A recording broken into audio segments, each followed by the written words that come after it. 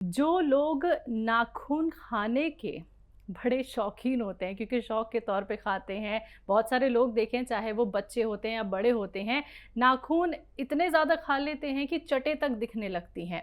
एक तो उन लोगों की ये आदत कैसे छूटे, और दूसरी चीज़, एक कान को साफ रखना बेहद ज़रूरी है। कुछ लोग ईयरबड का इस्तेमाल करते हैं, कुछ लोग कभी कुछ चीज़ का इस्तेमाल कर लेते हैं। तो ये जो तरह तरह की चीज़ें कान को साफ करने के लिए इस्तेमाल की जाती हैं, तो क्या ये घातक नहीं हो सकती? और कान को साफ रखना क्यों ज़रूरी है? देखिए, नाख़ून खाने की तो वाक़ई आदत हुँ। मतलब खाने की नहीं होती, वो खाते नहीं हैं हाँ, बल्कि हाँ। ऐसे काटते हाँ, रहते हैं। जी, जी, जी, जी। तो ऐसे मैंने भी बहुत लोग हुँ, देखे हुँ, हैं। हुँ।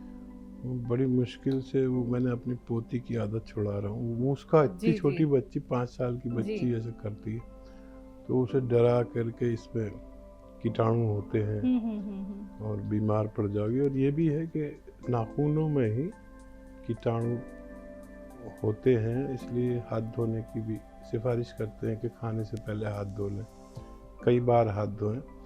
इसमें जो गंदगी कीटाणु के रूप में होती है, वो अक्सर हमें इन्फेक्शन कर देती है, बीमार डाल देती है, बुखार आ जाते हैं।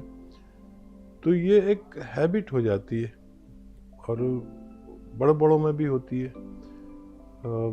घूम फिर कर हर शख्स को एक अलग टाइप की क्रिया करने की आदत होती है। कोई बात करते में ऐसे खुजाता रहता है, ऐसे कोई नाखून काटता रहता है, तो कोई उँगलियाँ ऐसे करता रहता है। बहुत सारी आदत है, ये तो आदत है, तो ये आसानी से छूट भी सकती है। लेकिन कान के मैल के बारे में जो हम हिंदुस्तानी लोग हैं, भारतीय लोग हैं, ये कान का मैल कभी भी निकालना शुरू कर देते हैं।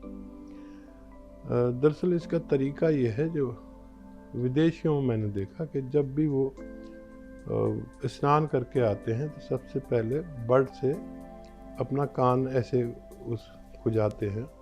तो जो भी पानी हमारे नहाते वक्त कान में जाता है, साबुन मिक्स पानी, वो जाके खुश्क हो जाता है और वही कान का मैल बनता है। कान के अंदर से कोई मैल रिलीज नहीं होता। तो बेहतर तरीका ये है कि जब भी आप स्नान करके आएँ, तब बर्ड से आप अपना कान की जो पानी है वो सुखा सकते हैं। बर्ड डालेंगे तो रुई उसको सूख लेती है, सोख लेती है। और ये जो बर्ड बनी बनाई आती है, ये अच्छी नहीं होती, ये कान का पानी सोखती नहीं। तो हम गांव वाले तो ऐसा है कि वो सीख पे रुई ऐसा लपेटते हैं, तो वो थोड़ी सी ऊपर को ऐसे फैली भी होती है, जिसमें पानी सूखने की सलाहियत होती है। और ये जो बनी बनाई बर्ड आती है, ये पानी सोखती नहीं है। तो इनसे तो खुजाना भी ऐसा ही है जैसे ना के बराबर। तो नहाने के बाद आप साफ़ करें तो बेहतर होगा। जी। हकीम साहब, जो लोग इस चीज़ को समझ नहीं पाते कि कान में जो मैल है उसकी सफाई होनी बहुत ज़रूरी है, तो ऐसा भी हो जाता है कि कान में मवाद बन जाती है, या फिर कान का भी ऑपरेशन कराना पड़ जाता है, या फिर और बहुत सारी परेशानियाँ भी आ जाती हैं? अक्सर ये होता है कि कान का मैल हुँ। हमारे कान की स्किन से चिपक हुँ, जाता हुँ, है हुँ, हुँ। और कभी कान के पर्दे तक भी पहुंच जाता है। हुँ, हुँ, हुँ। तो फिर वो तरह तरह की आवाज़ें सी आने हुँ, लगती हैं। हुँ। जी, जी।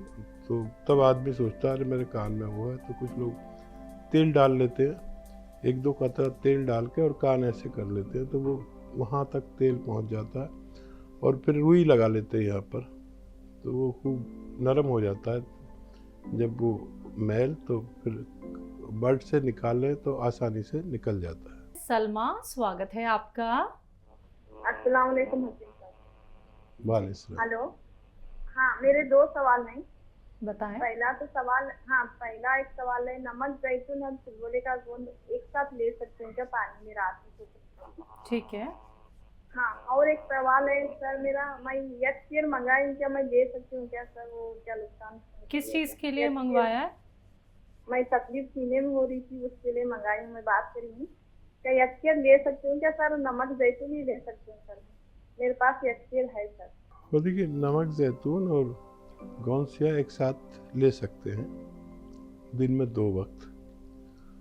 और अगर एस्केयर लें तो फिर गौंसिया नहीं ले सकते उस वक्त, जिस वक्त आप एस केयर ले रहे हैं। तो इस बात का ख्याल रखें कि गौनसिया और